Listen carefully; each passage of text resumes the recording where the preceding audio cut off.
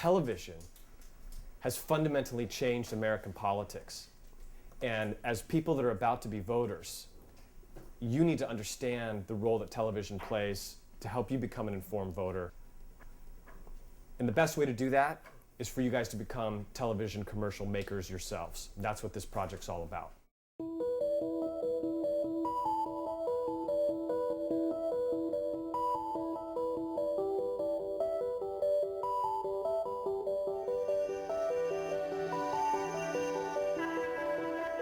Our school is rooted in a commitment to what we call project-based learning. Students engage with the curriculum by actively constructing something, rather than the sort of traditional mode of kind of receiving knowledge and then taking tests or writing essays that show that they've received the knowledge.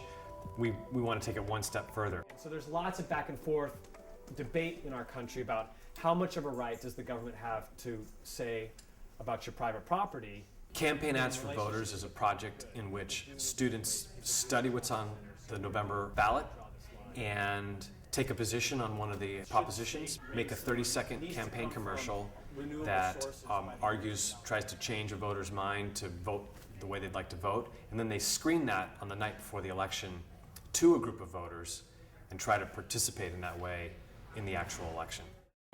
I for president, I for president, I for president, I for president, you like I. We started by showing the students some actual campaign commercials. Barack Obama, a new vision for our economy. Proposition 19 is a poorly written bill that benefits... We also showed them some student commercials from doing this project 2 years ago. Even though you don't have huge budgets for these ads, you have lots of tools at your disposal. These were all done on iMovie. One of the aspects of good project design is you create what we call a need to know. Rather than saying to the students, learning the 3 branches of government is important, so study it. We present the students with a question or a problem or a challenge that excites them. Then you harness that excitement, the students quickly realize that, wow, I'm going to need to know this, this, and this. The students presented a proposal. This was the first of multiple written essays through the whole project. This proposal asked the students to identify 3 propositions that interested them. They also got to identify 1 student in the class with whom they might like to work. We, the teachers, collated all that and started to create groups. The first group activity depends on who ends up in your group. If you're lucky, all 5 people all had the same yes or no position on the same proposition. For it to be that clean was rare. They had to now negotiate, collaborate, and figure out as a group, what is our group's position going to be? Prop 2 is also known as standards for the confinement of farm animals. It's really important, I think, in project-based learning that the work is public. In a sense, published at every step along the way, and that the students get this sort of feedback from a larger group. So each individual group would come up to the front of the room and publicly state, this is the proposition that we've decided upon, this is the position we're taking, these are the pro arguments, these are the con arguments, these are some of our initial thinkings about how we might approach this. And then get feedback from the rest of the class.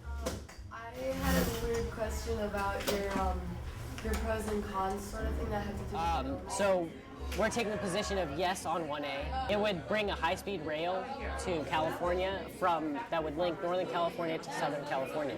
Originally, we all individually, personally supported this. But as we kind of got more and more into reading the actual bill itself, I think we just kind of decided that it just wasn't the right time for it. It's a little too expensive and things like that. But we decided to continue on the yes on Prop 1A because it's a little more of a challenge to convince other people of something you may not yourself be convinced of. So you couldn't interview your sister. Did you interview anyone? Did you interview anyone? Your parents? The key to this project is figuring out their target voter.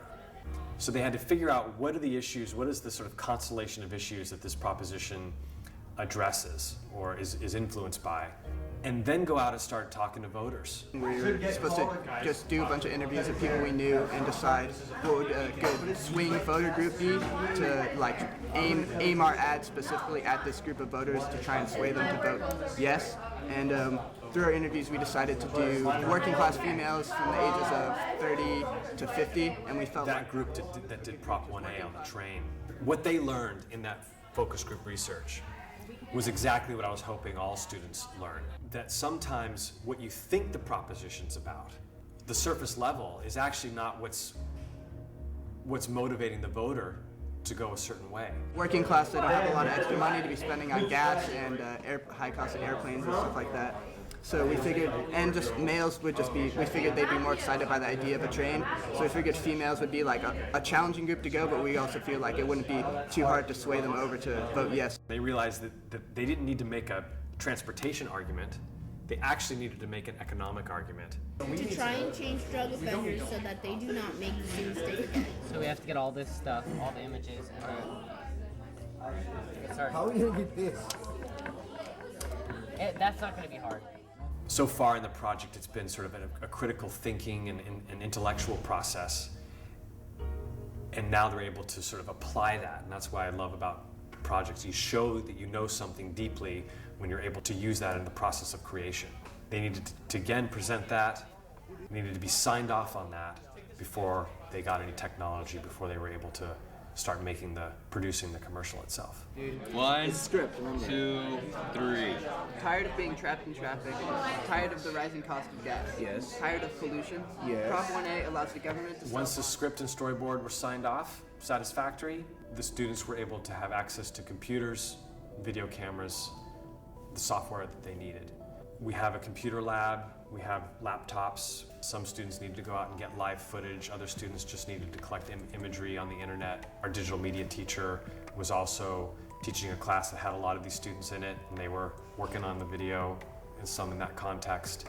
With Prop 87, the only guarantee is higher gas prices.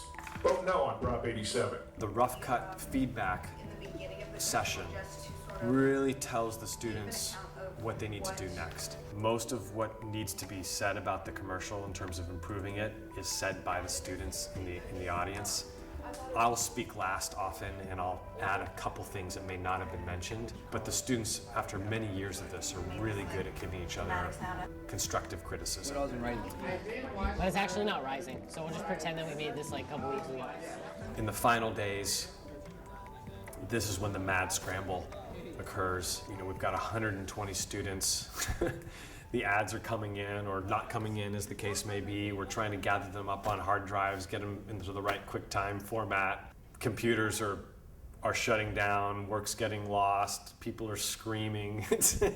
It's a wild time toward the end. Tired of being trapped in traffic? Tired of pollution? Tired of the... One of the things I love about project-based learning is that we create these authentic deadlines. I think students so often when you don't have this sort of Friday night lights, we like to call it, dimension to the learning, they see so many of the dates that we give them as arbitrary. We need major surgery. Help us break the cycle. Vote no. There was just an energy in the night where the voters and the adults and the parents could really see that these students had a new attitude about their own sense of political participation. That was what I was hoping came out of the evening, and that's what I felt when that big round of applause at the end happened, when the students were exhorting their parents to go out and vote tomorrow. It was real.